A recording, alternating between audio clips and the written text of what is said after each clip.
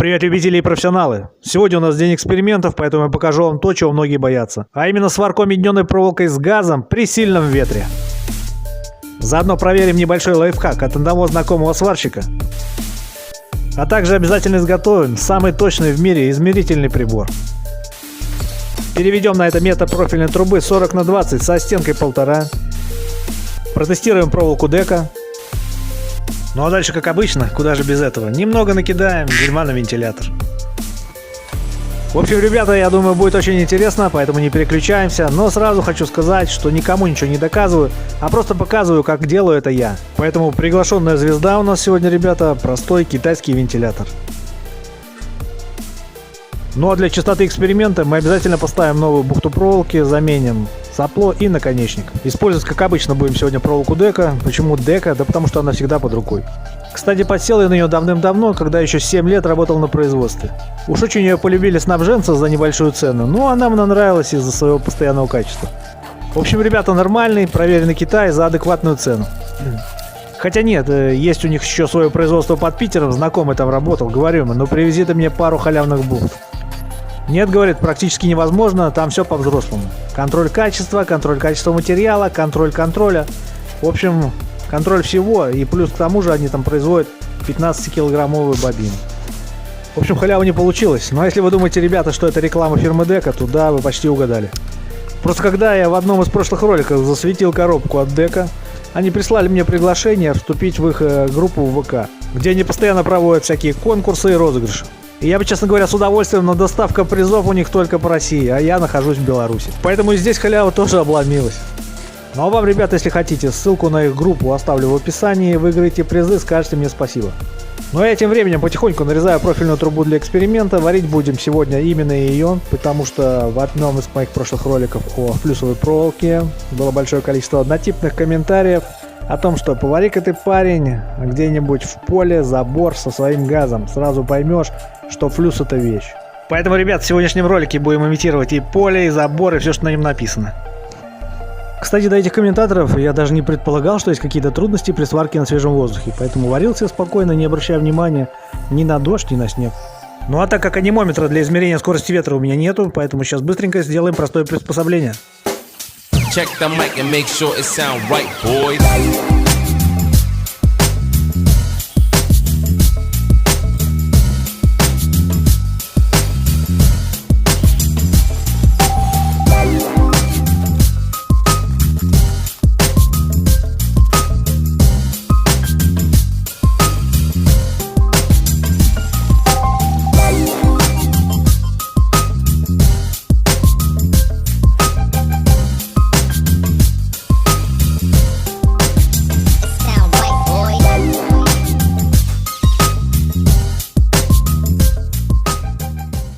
Ну вот и все, ребята, самый точно измерительный в мире инструмент готов.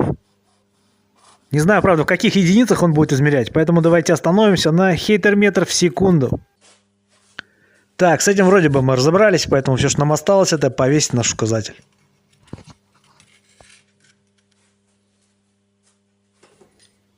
Дальше для эффектности закрепим на вентилятор пару дождинок и приступаем к первому испытанию. Как видим, шкалы измерения хейтеров даже не хватает на это дело.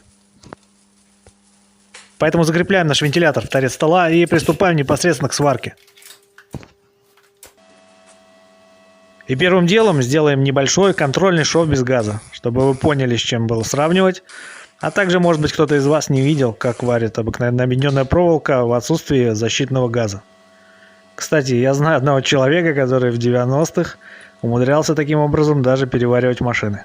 Приварить, или правильно сказать, присопливить, таким образом металл к металлу все-таки можно. Как видим, при сварке без газа получается вот такой шов. И я думаю, под слоем шпаклевки вы вряд ли поймете, варили вам с газом или без. Понимание придет только когда это все станет потихонечку отваливаться и очень быстро ржаветь. Поэтому открываем газ и двигаемся дальше. Итак, подготавливаем наше соединение с профильной трубы а-ля забор. Включаем вентилятор на полную мощность и пытаемся варить углом вперед, правда, по направлению ветра.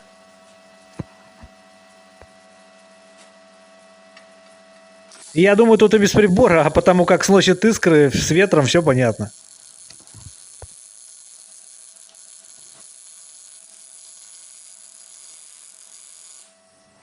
Ну а теперь, ребят, давайте посмотрим на получившийся результат. Шов корявый, конечно, тут спору нет, но это потому, что я стою неудобно. И, честно говоря, не вижу даже, куда веду этот самый шов. Но, ребята, никакого шлака или кратеров на шве я не вижу, поэтому давайте-ка я стану поудобнее и попробуем еще раз варить уже углом вперед. Правда, в направлении противоположного ветру.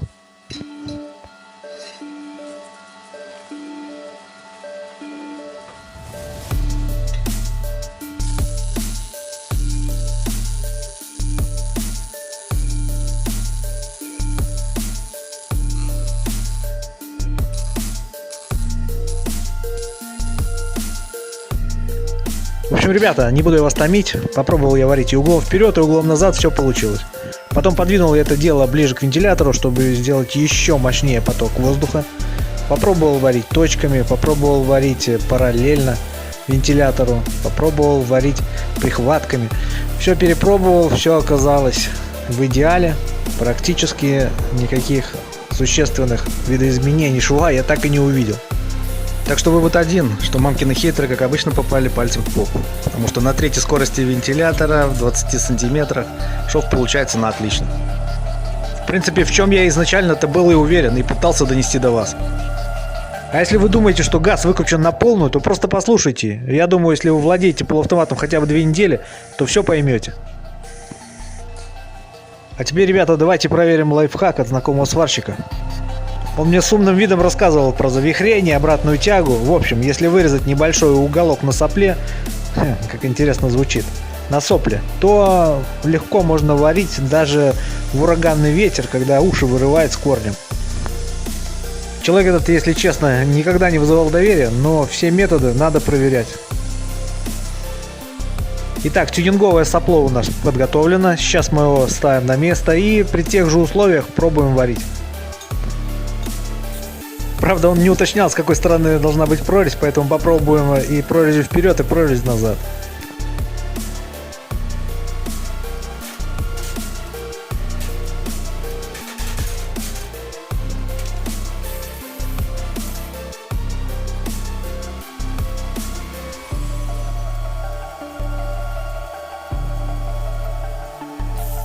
В принципе, ребята, как я и предполагал, от этой прорези ни жарко, ни холодно. Поэтому доработка, на мой взгляд, абсолютно бессмысленна. Мне даже показалось по ощущениям и по звуку, что дуга стала жестче и с ней немного хуже. А чтобы действительно варить на ураганном ветру, есть пару небольших приемов. Так как все равно практически все сварщики при ведении горелки пользуются 2 руками, то приучите себя всегда закрывать шов с подветренной стороны. В принципе, это самый надежный способ. То есть, когда у вас ветер слева, вы ведете вот так, когда справа, переставляете руку. Ветер сверху, закрываете шов вот так. Я вообще обычно, когда у меня ветер с правой стороны, веду шов вот таким способом. Вот на этой оптимистичной ноте мы и подойдем к концу нашего ролика. Да, он получился немного несерьезным, но такими же несерьезными были и комментарии диванных мамкиных сварщиков о том, что невозможно варить с газом на ветру. По-моему, ребята, я все наглядно показал. И еще раз повторюсь, что даже без этого самодельного хейтер метров в секунду измерителя, а только по одним разлетающимся брызгам, все вопросы по этой теме абсолютно закрыты. А многим, ребята, хотел бы просто посоветовать. Поменьше доверяйте, а побольше проверяйте. Что касается проволоки дека, то заходите в описание, регистрируйтесь ВКонтакте по ссылке, обязательно участвуйте в розыгрыше, посвященному Дню сварщика, выигрывайте и радуйтесь.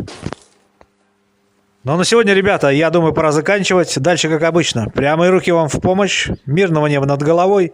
Всем удачи, здоровья, прорвемся.